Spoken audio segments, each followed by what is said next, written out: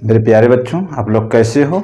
उम्मीद है कि शानदार ज़बरदस्त जिंदाबाद होंगे और जहाँ कहीं पर भी होंगे स्वस्थ मस्त और ज़बरदस्त होंगे। आपका पढ़ाई बेहतर तरीके से चल रहा होगा और किसी भी समस्याओं का सामना नहीं करना पड़ रहा होगा और आप अपने लक्ष्य की ओर निरंतर दौड़ लगा रहे होंगे। प्यारे बच्चों, जैसे आप जानते हैं और आप देख रहे हैं KD campus bye JP sir YouTube channel, और हम हैं आप जानते हैं कि हम आपको बायोलॉजी पढ़ाते हैं और बायोलॉजी में ही जीता हूँ।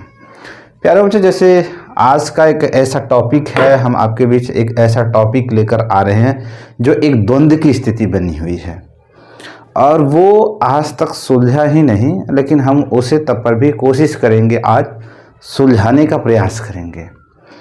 और मुझे मेरी पूरी कोशिशें रहेंगी कि हम इस द्वंद्व को पूरी तरीके से क्या करें, क्लियर कर दें, जो द्वंद्व अभी तक चलता आ रहा है।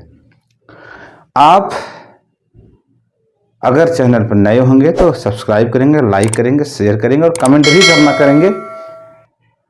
और वीडियो को लास्ट तक देखिएगा प्यारे बच्चों, क्योंकि ये एक ऐसे बच्चे का प्रश्न है और महेंद्र पटेल एक बच्चा है जिन्होंने इस प्रश्न को पूछा है और एक बायोलॉजी के टीचर होने के नाते हम पर इस पे चर्चा करना जरूरी भी पड़ जाता है। टॉपिक क्या है? टॉपिक पे चलने से पहले आपको इतना तो ज़रूर संकेत करेंगे कि ओरिजिन ऑफ लाइफ, जीवन की उत्पत्ति, कुछ ऐसा ही टॉपिक है और इससे रिलेटेड है। और हम बताएंगे कि आखिर जो टॉपिक चल रहा है वो बायोलॉजी के सिलेबस के किस टॉपिक को टच करता है और वहाँ से हम क्या करेंगे, एक क्लू निकालेंगे, एक रास्ता निकालेंगे उस टॉपिक को समझाने का। तो प्यारे बच्चों, अगर आप अभी अकेले देख रहे हो तो अधिक से अधिक लोगों तक शेयर करें। टॉपिक क्या था, सबसे पहले हम टॉपिक को मेंशन कर देते हैं और फिर हम आपसे इस पर ओपिनियन चाहेंगे कि क्या हो सकता है। टॉपिक यही है कि पहले मुर्गी आया या अंडा, या अंडा। अगर आप लोगों को इस टॉपिक के बारे में थोड़ा से भी आइडियाज होगा तो आई थिंक वो भी समझदारी के साथ होगा। देखिए, मैं पहले ही बता देता हूं कि मैं इन सब टॉपिकों में तथ्यपरक बातें करूंगा और फालतू बातों से करने से हम बचेंगे, क्योंकि जिसका कोई साक्ष्य और जिसका कोई प्रमाण नहीं है, ऐसे बातों से हम करने से बचेंगे। हम आपको कुछ तथ्यों के साथ इसे समझाने का प्रयास करेंगे और आपके दिमाग में एक रोड मैप खींचेंगे कि किस तरीके से इस टॉपिक को हम समझा रहे हैं। तो आप देख रहे हैं कि पहले मुर्गी या अंडा। अगर आपको इस टॉपिक के बारे में थोड़ी सी समझ होगी तो आप ज़रूर हमें कमेंट करके बताएंगे कि पहले मुर्गी आई या फिर अंडा आया, तो हम समझेंगे कि आप सच में आप चीज़ों को गहनता के साथ पढ़ते हैं। बाकी हम बताने चल रहे हैं। प्यारे बच्चों, इस टॉपिक को समझने से पहले मुझे जाना पड़ेगा पृथ्वी की ओरिजिन पर। इस सिद्धांतों को अगर हम समझ लें तो आई होप, लगता है कि चीज़ें धीरे धीरे क्या हो जाएंगी, हमारे लिए आसान हो जाएंगे। और दूसरी बात, आप लोग जानते हैं कि परमाणुवाद का सिद्धांत तो आप लोगों ने पढ़ा होगा और परमाणुवाद में आपने पढ़ा होगा कि किसी भी परमाणु का क्या अवस्था होती है, परमाणु किस अवस्था में रहता है, यह सब सारी चीज़ें आपको पढ़ने के लिए मिलेगा। हम कुछ तथ्यपरक बातें आपके जो धार्मिक ग्रंथ हैं कुछ उनसे भी बात करूंगा और समझाने का प्रयास करूंगा कि आखिर किस तरीके से पहले मुर्गी आई या अंडा, तो इसमें से कौन होगा। अभी इस बात को हम क्लियर करेंगे, उससे पहले अभी हम अपने टॉपिक पर ही हैं कि पहले मुर्गी आई या अंडा। तो प्यारे बच्चों, चलते हैं, आते हैं टॉपिक पे। तो सबसे पहले हमने कहा कि इस टॉपिक को समझने के लिए हमें सबसे पहले अर्थ की उत्पत्ति होना चाहिए कि जो अर्थ है उसका ओरिजिन कैसे हुआ। शायद अगर हम अर्थ के ओरिजिन को समझूं तो वहां से चीजें आसान होगी, क्योंकि पहले आप लोगों ने जब ज्योग्राफी को पढ़ेंगे और ज्योग्राफी में जब अर्थ वाला पोर्शन पढ़ेंगे तो उसमें एक चीज आपको पढ़ने के लिए मिलेगा कि पहले ये पृथ्वी कुछ थी ही नहीं, और जो पृथ्वी थी भी तो इस कंडीशन में नहीं था। यहाँ ऊपरी हिस्से पर इसके सब जल ही जल हुआ करता था। ध्यान से सुनेंगे, पहले की जो सिचुएशन स्थिति जो पृथ्वी की थी ये कंडीशन नहीं था। यहाँ चारों तरफ जल ही जल था, लेकिन जल रुका कहाँ था, प्रश्न ये था। जल रुका कहाँ था, तो आप कहेंगे सर पृथ्वी पर रुका था, और मैं क्या कह रहा हूं कि पृथ्वी थी ही नहीं, चारों तरफ जल ही जल था। तो आप देखेंगे कि जो ये पृथ्वी था, ये जो पृथ्वी है पहले इस कंडीशन में नहीं था। ये है आपका एक भाग जिसमें कि सभी भागों में क्या भरा हुआ है, जल ही जल भरा हुआ। लेकिन जल कहां तक, कोई तो छोर होगा। मैंने कहा जहां से जल की समाप्ति होती है,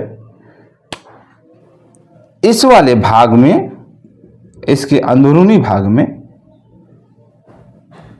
यहां पर था लावा। और लावा में क्या था, लावा में कुछ फेरस और फेरस जैसे कुछ पदार्थ हुआ करते थे। लावा के अंदर कुछ हल्के पदार्थ जैसे फेरस, निकिल, सिलिकॉन,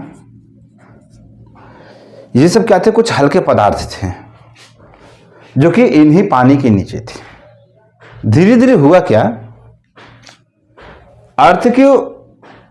अर्थ का ऊपरी भाग पे क्या था, ये तो इसके नीचे के हिस्सा है, और जो इसके ऊपरी भाग था, ऊपरी भाग में कुछ हल्के गैस जैसे हाइड्रोजन, ऑक्सीजन, कार्बन, कुछ हल्के गैस हुआ करते थे।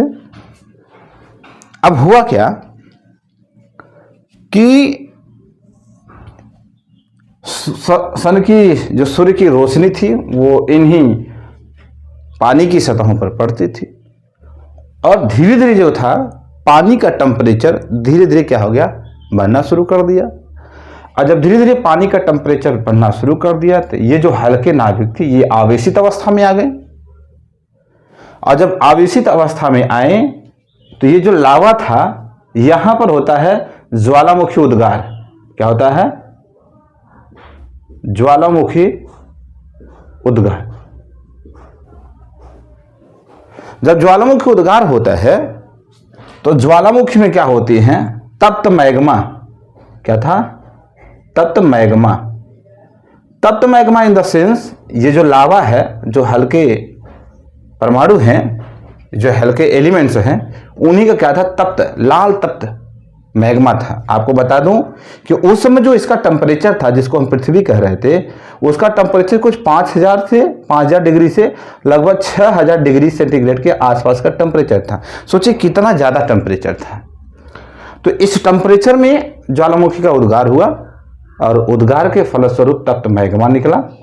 और तप्त मैग्मा जब इस पानी पर ऊपर आना शुरू कर दिया, और ऊपर ये आपकी ऑक्सीजन गैस था जो कि एक ठंडी गैस थी, जब ये मैग्मा, गर्म मैग्मा ऑक्सीजन के संपर्क में आता है तो धीरे धीरे क्या होती है, वो कूल डाउन होने लगता है, ठंडा होने लगता है, और ठंडा हो करके क्या करता है, परत का निर्माण करता है। मान लेते ये इसी अवस्था में था, तो अब धीरे धीरे क्या हो गया, मान लीजिए क्या हो गया, मैंने कहा कि उद्गार हुआ, और उद्गार होकर के ये परतों के रूप में कुछ इस तरीके से क्या हो गया, बैठना शुरू कर दिया।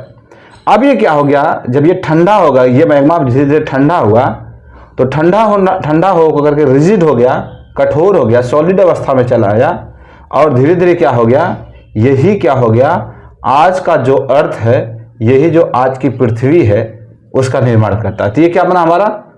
पृथ्वी बना। लेकिन इसके बावजूद भी इस पृथ्वी के चारों तरफ आप देखेंगे अभी हमारे महासागर सागर पड़े हुए हैं, मतलब इस पृथ्वी के चारों तरफ क्या है? अभी जल पड़े हुए हैं। तो शायद हमें एक बात समझ में आई कि आप पृथ्वी की उत्पत्ति से एकदम वाकिफ हो गए कि पृथ्वी की उत्पत्ति किस तरीके से हुई। तो आज मैंने कहा कि इसी तप्त मैग्मा से क्या हुआ, आज की जो पृथ्वी, खूबसूरत पृथ्वी बनी हुई है वो बनी है होंगी। तो आगे की बात जरूर आपको समझ में आएगा।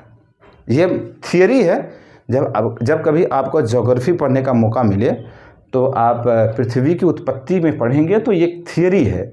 उसी थियरी के बिहार पर हम आज जीवों की उत्पत्ति की बात करेंगे, और जीवों की उत्पत्ति की जब बात हो जाएगी तो वहाँ हमें ये चीज़ें समझ में आएंगी कि पहले जो है, पहले